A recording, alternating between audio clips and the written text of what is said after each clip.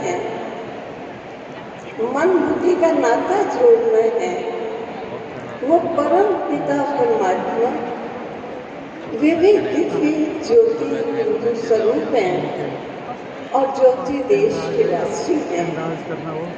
जब हम उनसे नाता जोड़ते हैं तो देह से, देह की दुनिया से और देह के संबंधों से मन बुद्धि को हटाकर ज्योति देश में बैठ उस ज्योति स्वरूप परमात्मा में मन का संबंध जोड़ते हैं। इसी का नाम योग है। यही योग की प्रक्रिया है और परमात्मा ही योग की वो सोर्स है जिनसे हमको सर्व गुण और सर्व शक्तियों में उपलब्धि होती है। ये है सर्वशक्तिवान परमात्मा द्वारा बताया गया योग। ओम शांति। ओम शांति। विश्व भर में योग साधना के लिए अनेक प्रकार के योग आसन हैं। समाधि योग, ध्यान योग, पातंजलि योग, अष्टांग योग आदि। यहाँ तक भी नासिका के अंगभाग के साथ भी ध्यान लगाते हैं। परंतु ये सब क्रियाएं जो भी हम करते हैं, इसको गहराई से देखा जाए तो तन से मन की ओर ले जाने वाली है। परंतु राजयोग हमें मन से कर्मेंद्रियों को अनुशासनबद्ध कर निरोगी काया बनाने वाला है। राजयोग संसार के अनेक योग पद्धतियों से सर्वोत्तम है, सर्वश्रेष्ठ है और इसको कहा ही जाता है सर्व योगों का राज। अब इस योग के द्वारा हमें सकारात्मक चिंतन की धारा प्रवाहित होती है, जिसे हम इस देह अभिमान बाहरी मुक्ता में जो हम आ गए, अनेक विकार हमारे जीवन के अंदर आए, वो उन स्थूल योगों के या वो आसनों के द्वारा हम कंट्रोल नहीं कर सकते। परंतु राजयोग हमें ये बात हमें श्रेष्ठ दृष्टिकोण देता है, सकारात्मक चिंतन की धारा को प्रवाहित करता है और हमारे अंदर जो अनेक प्रकार के विकार हैं, बुराइयां हैं, उनको खत्म करने की शक्ति प्रदान करता है। क्योंकि ये उस परम शक्ति परमात्मा जिसकी चाहत हम सभी मनुष्य आत्मा को है, उसका यथार्थ परिचय मिलने के बाद उनके साथ सच्चा संबंध जोड़ता है और उनसे संबंध जोड़ने के बाद आप देखेंगे संसार में भी किसी वस्तु, व्यक्ति, वैभव के साथ अगर योग होता है तो उसकी जो भी लक्षण होते हैं उसको प्राप्त आने लगते हैं। इसी प्रकार उस परम शक्ति परमात्मा जो सर्व गुणों का भंडार है, जो सर्व शक्तियों का भंडार है, उनके साथ जब आत्मा का योग लगना शुरू होता है तो क्या होता है कि जीवन के अंदर अनेक प्रकार की सुषुप्त बनी हुई शक्तियाँ आने लगती हैं और उन शक्तियों के द्वारा ही हम अनेक प्रकार के, जैसे आप देखेंगे जीवन के अंदर हमारे को लोभ, लाज और कई प्रकार के तनाव और कई प्रकार की ऐसी आदतें पूरी पड़ जाती है जिसे हम छुटकारा नहीं पा सकते। परंतु जब हमारा उस सत्य पिता के साथ सच्चा योग जुड़ जाता है तो हमारे अंदर एक इतनी शक्ति आ जाती है जिससे हमारे सारे विकार खत्म हो जाते हैं।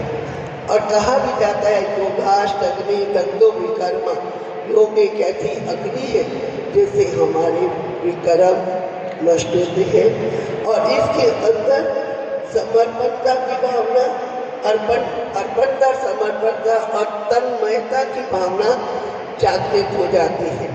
जब हमारा सच्चा योग उस परमात्मा पिता से लगता है, हमारा मन वचन कर्म के अंदर शुद्धि आती है, तो उससे क्या होता है कि हम उस एक ही लगन में ऐसे मगन हो जाते हैं जो संसार के अंदर रहते हुए खुद भी तनाव मुक्त रहते हैं, औरों को भी उसमें तनाव मुक्त होने के लिए सहयोगी बनते हैं।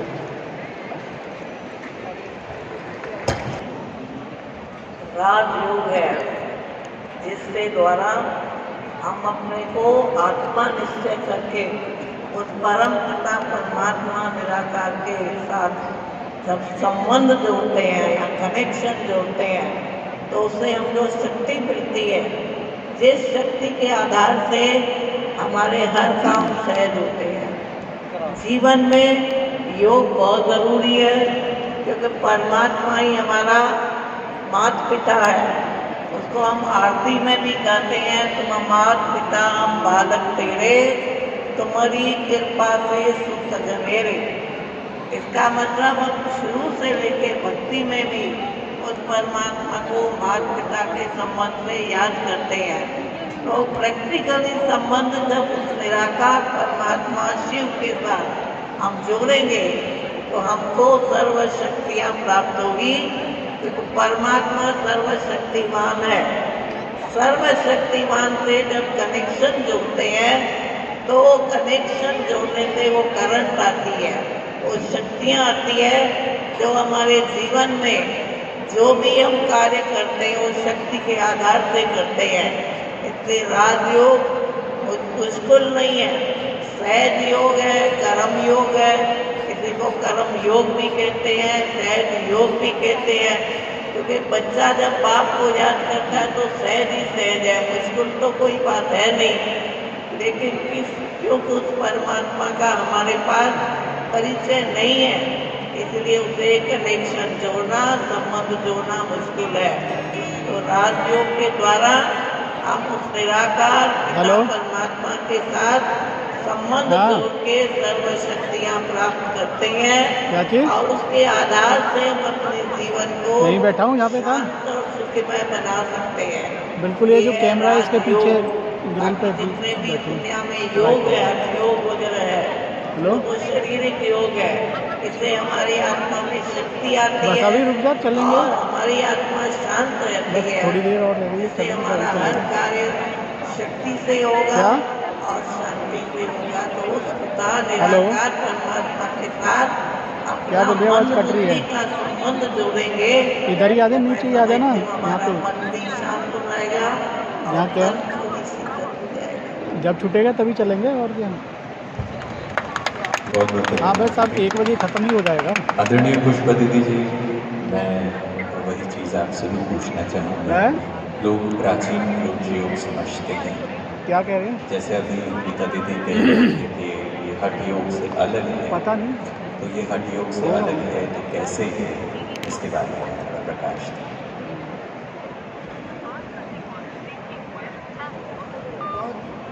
बहुत अच्छी बात पूछी माता जी ने, क्योंकि आज के समय में हम देख रहे हैं कि सभी का योग में बहुत अच्छा इंटरेस्ट क्रिएट होता जा रहा है, लेकिन ये भी जानना बहुत आवश्यक है कि क्या वह हठ योग कहलाता है या राजयोग किसे कहते हैं। क्योंकि हठ योग माना कोई भी शारीरिक क्रियाएं करना, आसन लगाना, प्राणायाम करना, मंत्र आदि जपना आदि आदि, जिससे अवश्य ही कुछ न कुछ शारीरिक लाभ अवश्य लेता है, परंतु राजयोग इनसे बिल्कुल भिन्न है। क्योंकि इसमें हमें मानसिक रीति से, इसे हम मानसिक योग, बौद्धिक योग या ज्ञान योग, ध्यान योग कहेंगे, कर्म योग भी कहेंगे, क्योंकि इसमें हम अपने मन को, जिसे थिंकिंग पावर कहा जाता है, सुविचार लाते हैं, पॉजिटिव थिंकिंग करते हैं और उससे हमारा मन बहुत सहज रीति से नियंत्रित होता जाता है। और इतना ही नहीं, बल्कि उसके अंदर इतनी पॉजिटिविटी आने से उसकी शक्ति बढ़ जाती है कि उसका प्रभाव हमारी कर्मेंद्रियों पर स्वतः आता जाता और कर्मेंद्रियां नियंत्रित होती जाती है, जिसमें कोई प्रकार के हमें कोई श्वास चढ़ाने या आंख बंद करने या किसी इंद्रिय को हठ से कंट्रोल करने की ज़रूरत नहीं रहती। जबकि मन हमारा सहज नियंत्रित हो रहा है, पॉजिटिव है, एकाग्र हो रहा है और परमात्मा का भी हमको मन को सहज उस पर लगाना आ जाता है, तो कर्मेंद्रियां कंट्रोल हो जाती है। कई बार ऐसा भी सुना और देखा गया है कि कोई भी प्रकार का प्राणायाम करने, हठ योग करने वाले ऐसा समझते हैं कि जब इंद्रियां पहले नियंत्रित करेंगे तो हम मन की स्थिति को सहज प्राप्त कर सकेंगे शांति से, शून्य अवस्था में। तो एक एक इंद्रियों को बहुत हट से कंट्रोल करने में उनका कितना समय, एनर्जी और कभी कभी तो वहाँ तक पहुँच भी नहीं पाते हैं। परंतु राजयोग एक ऐसा सीधा, सरल, पॉजिटिव वे है, ऐसी एक क्रिया है कि पहले ही सीधा सहज रीति से हम अपने मन को, विचारों को नियंत्रित कर लेते हैं तो कर्मेंद्रियां हो ही जाती हैं, उसकी हमें मेहनत नहीं करनी पड़ती।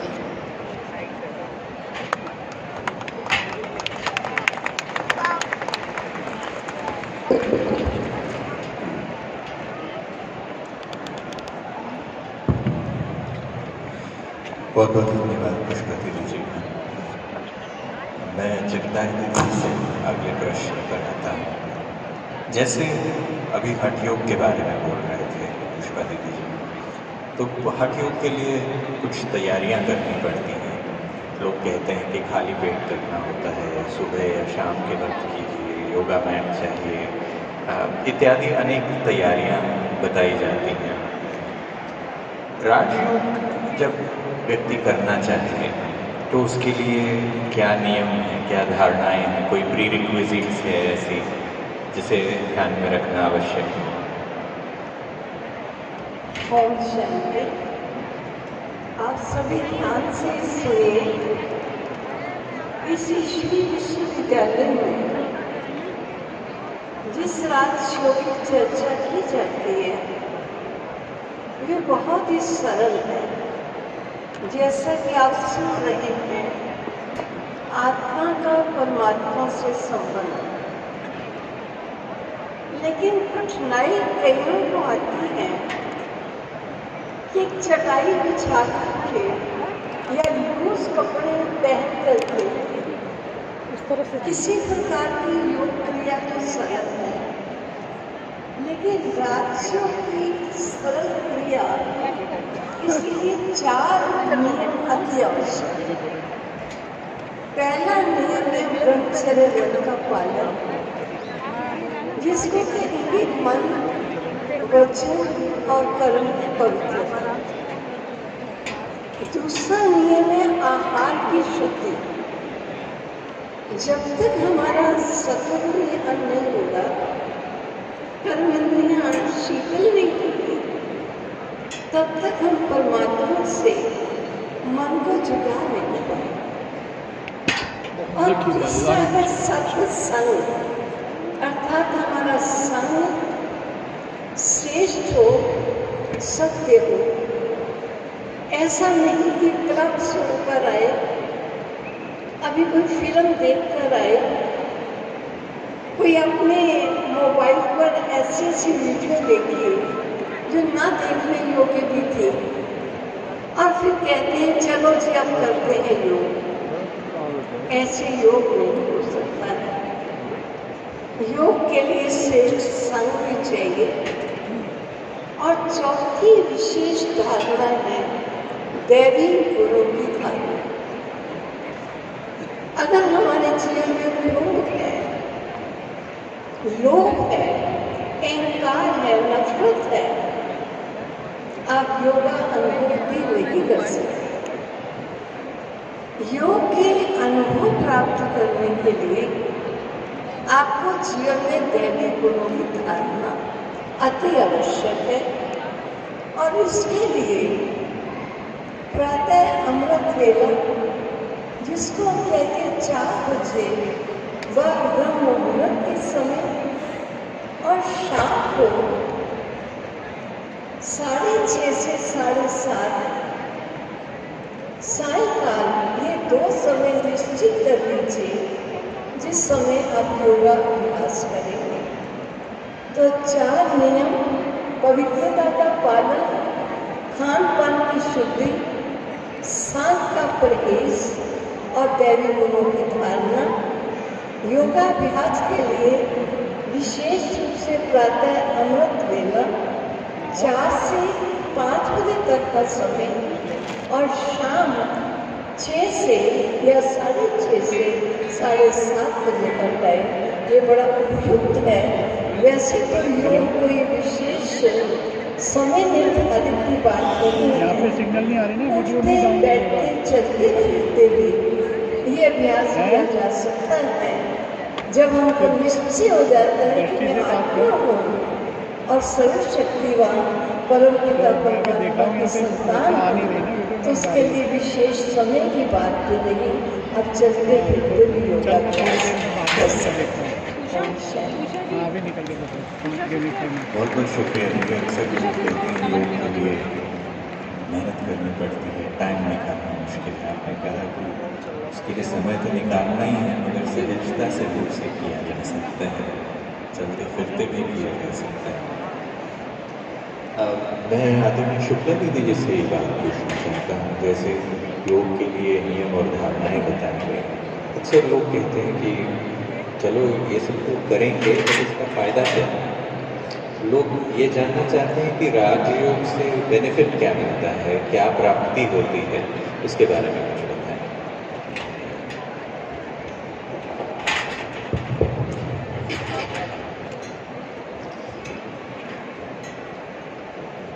ओम शांति।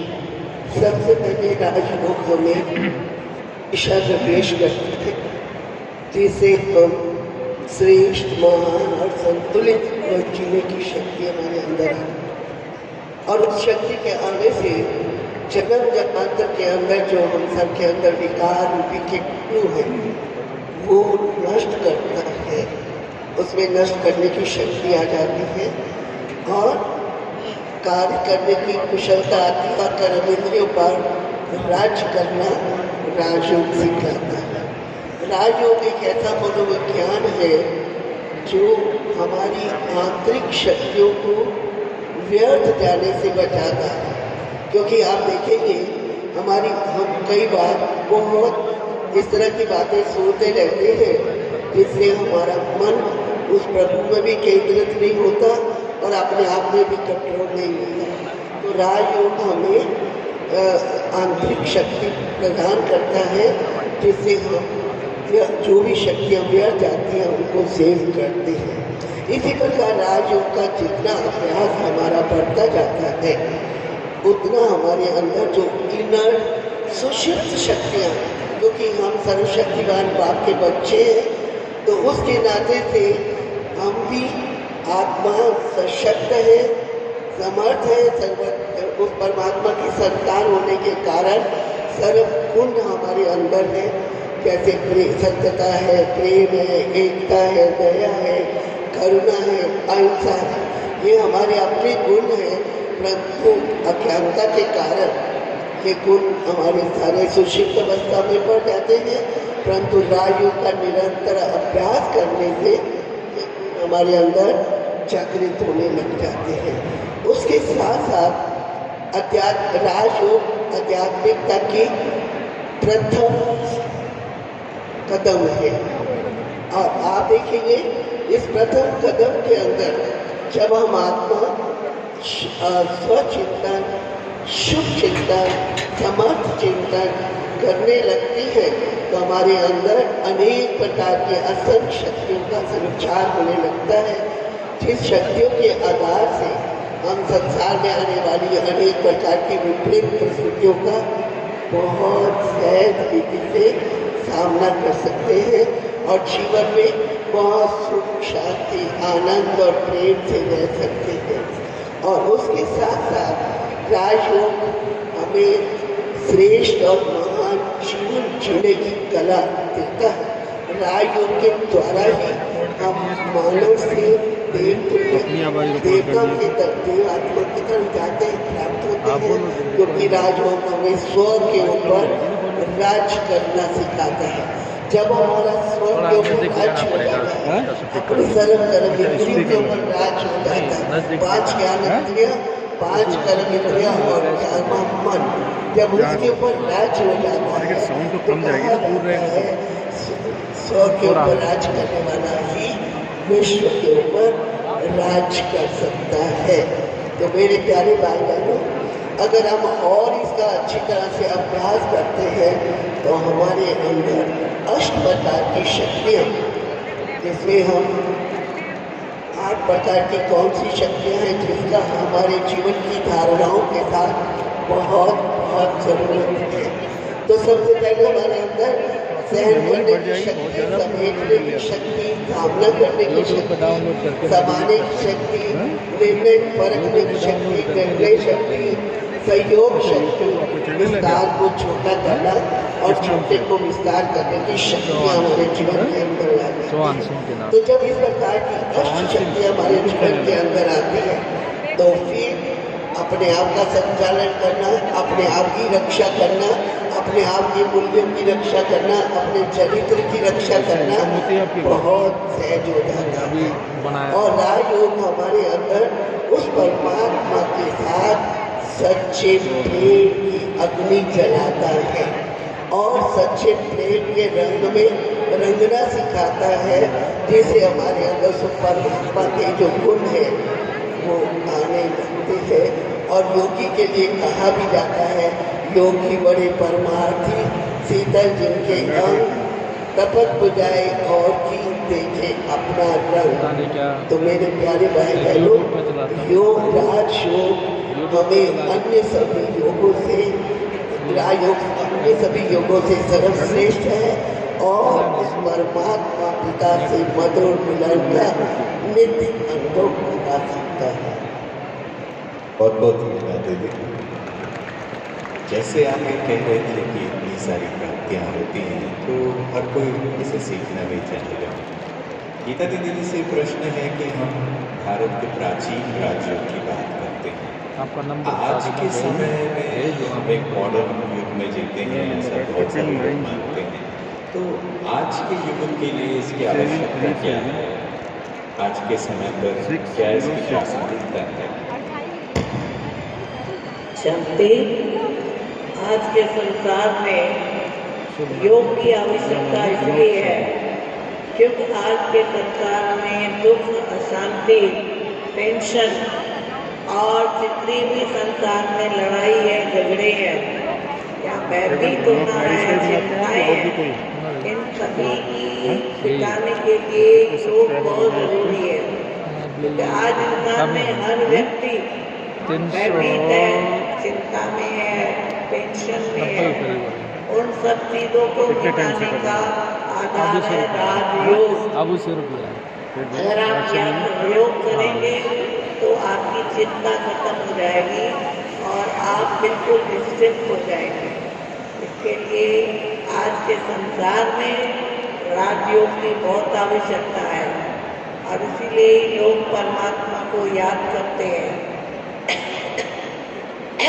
स्पेलिंग किस नाम से है? याद करने का अलग अलग तरीके हैं, परंतु इसको राजयोग इसलिए कहते हैं कि परमात्मा के साथ अपना संबंध जोड़ना, उस परमात्मा से सर्व शक्तियों की प्राप्ति करना और परमात्मा को याद करने से दिव्य गुणों की धारणा भी बहुत जरूरी है। जब ये हमारे जीवन में आएंगे तो हमारा योग बहुत अच्छा लगेगा। और ये जो बहन ने कहा चलते फिरते योग करना है, क्योंकि बुद्धि के द्वारा किसी को याद करना होता है।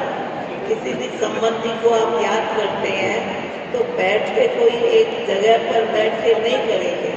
माँ को याद कर रहे हैं, बाप को याद कर रहे हैं, तो परमात्मा की जब हमारा संबंध है, सर्व संबंध परमात्मा के साथ है, तो उसको भी याद करने के लिए हम चलते फिरते कर्म करते उसको याद करेंगे तो हमारे जीवन में वो सुख शांति आएगी।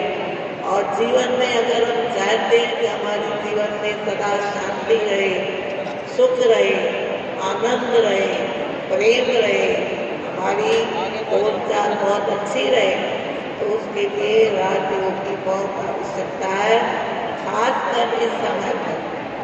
कुछ अपना भी इसमें डालते हैं ब्रह्मकुमारी का योग का दुनिया के लोग पुरानी दुनिया कहते हैं, कलयुग कहते हैं। इस कलयुग में तो अनेक प्रकार की बीमारियां हैं, दुख है, उनको मिटाने का एक ही उपाय है कि हम योगी बने और ज्ञानी बने तो ये सब दूर हो जाए। बहुत बहुत शुक्रिया। पुष्पा दीदी जी, अगला प्रश्न आपके लिए है। जैसे अभी दीदी जी कह रहे थे कि बात कही कि आज के समय में हर व्यक्ति परेशान है, टेंशन, स्ट्रेस, ये चीज़ें कॉमन सी चीज़ें हैं, हम देखते हैं सभी के जैसे इतनी कम है तो इसमें आ जाएगी और लोग ये सोचते हैं कि इससे छुटकारा मिले, जब उनके ब्लूटूथ से कनेक्ट बट लोग ये भी सोचते नहीं, हैं ये कैच बीमारियों की बात अभी नहीं ये कैच कर देता है। तो राजयोग आ गया करने से किसी व्यक्ति के शारीरिक स्वास्थ्य पर कोई असर होता है, कोई बेनिफिट्स उसके भी मिलते हैं?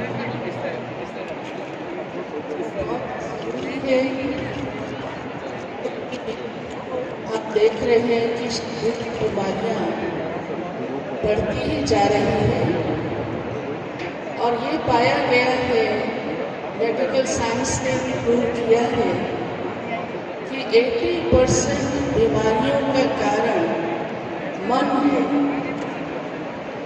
और राजयोग एक ऐसा योग है जो हमारे मन को शक्तिशाली बनाता है और मन को बहुत खुशी प्रदान करता है। इसलिए कहा भी गया है, खुशी जैसी खुराक नहीं। और जब खुशी मिल जाती है तो दिल खुश रहने लगता है, दिमाग भी बहुत शांत रहता है। और जब दिल खुश रहता है तो सबसे पहले तो हार्ट ट्रबल भी ठीक होना शुरू हो जाती है, और होती ही नहीं। अगर पहले से दिल को खुश रखना शुरू कर दें तो होगी भी नहीं। और हमारे पास ब्रह्मा कुमारी इसके ऐसे एग्जाम्पल्स हैं और हजारों लाखों की संख्या में हार्ट पेशेंट्स ठीक हो रहे हैं। ऐसे प्रोग्राम्स भी चलते हैं, विशेष राजयोग, मेडिटेशन, सात्विक भोजन और दिनचर्या के नियंत्रण से।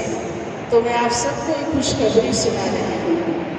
साथ साथ अन्य कई बीमारियाँ भी, क्योंकि भय से, चिंता से, बहुत अधिक सोचने से शरीर पर बड़ा उसका नेगेटिव प्रभाव पड़ता है और कई बीमारियां हो जाती हैं। और डॉक्टर्स भी पेशेंट्स को सजेस्ट करते हैं कि आप ब्रह्मा कुमारी के पास जाएंगे तो आपकी बीमारी ठीक हो जाएगी। डिप्रेशन हो जाता है, अपच हो जाती है, पेट की कई समस्याएं, भय चिंता से कड़ी हो जाती है, कैंसर तक भी, तो वह भी राजयोग से क्योर हो जाता है। और आज के समय में सबसे बड़ी समस्या कॉमन होती जा रही है कि लोगों को नींद ही नहीं आती है। पर राजयोग का अभ्यास क्योंकि हमारे मन को शांत कर देता है और हमारे थॉट्स में पॉजिटिविटी लाता है, कंट्रोल करता है, बहुत अधिक सोचने की ज़रूरत ही नहीं रहती है, तो नींद की समस्या भी दूर हो जाती है। और एक कॉमन प्रॉब्लम जो युवा में बढ़ती जा रही है, नशा, कई प्रकार का नशा, ऐसी लत लग जाती है जो जीवन में अर्थहीन होता जाता है। ब्रह्मा कुमारी में राजयोग मेडिटेशन कितनों लाखों का नशा छुड़ा चुका है और छुड़ाता जा रहा है, और युवा विशेष जीवन जीने की कला सीखता जा रहा है। इस प्रकार से बहुत सारी बीमारियां ठीक होती है। मैं इतना ही अभी संक्षेप में आप सबको बता पा रही हूँ।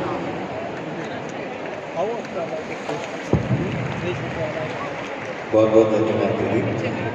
जैसे आप गिना रहे थे उससे समझ में आता है कि आज ये आवश्यकता भी है।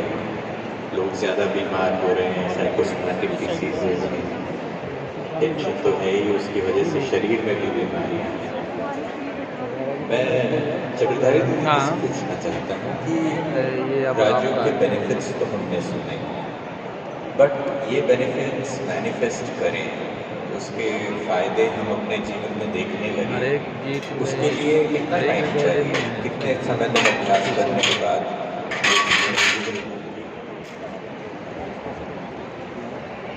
इसलिए उनका संपूर्ण परिचय और उस परिचय के संपूर्ण निश्चय होने की अति आवश्यक है। वे ज्योति स्वरूप हैं और दिव्य बिंदु रूप है।